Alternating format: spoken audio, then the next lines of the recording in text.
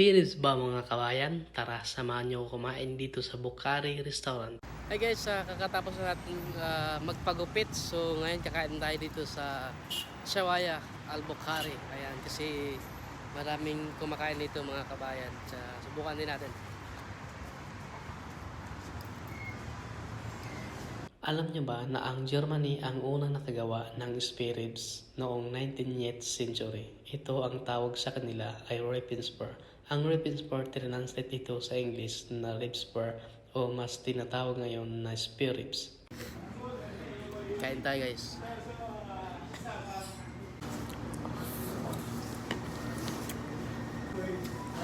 Lagyan natin ng salad kamatis.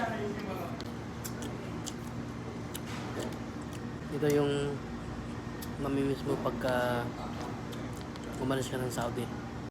Kung sa atin sa Pilipinas ay pork spare ribs, dito naman sa Middle East, ang tinatawag sa kanila ay lamb spare ribs. Base sa mga narinig ko, ang Egyptian daw ang pinakamasarap na gumawa ng mga spare ribs. Halos ito yung makikita mo sa mga restaurant dito sa Saudi Arabia, yung spare ribs, faham, mga chicken, ganun yung mga pagkain nila dito. Lalo na pag tinatamad ka magluto at late ka na makauwi, so mas maganda mag-order ka na lang at kumain sa restaurant dito sa Saudi Arabia. Sa halagang 35 riyal na spare ribs, talaga namang sulit at mabubusog ka talaga dito. May mismo talaga yung mga pagkain dito sa Saudi Arabia pag ikaw ay nakapag-for-good na sa Pilipinas. Kaya habang nandito pa, tara kainin natin kung ano yung wala sa Pilipinas na meron dito. Kayo mga kabayan, ano ang kwento nyo dito sa Saudi Arabia o sa mga nakapag-for-good na?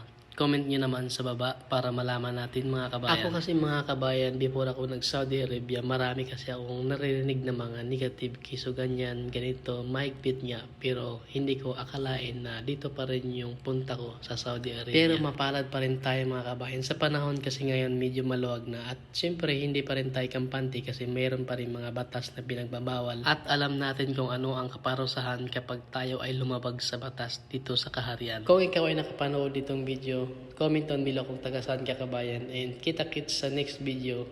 Ingat po palagi and God bless.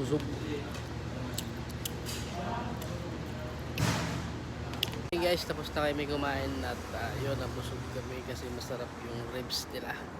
So ayan guys, bye bye, thank you, shout out.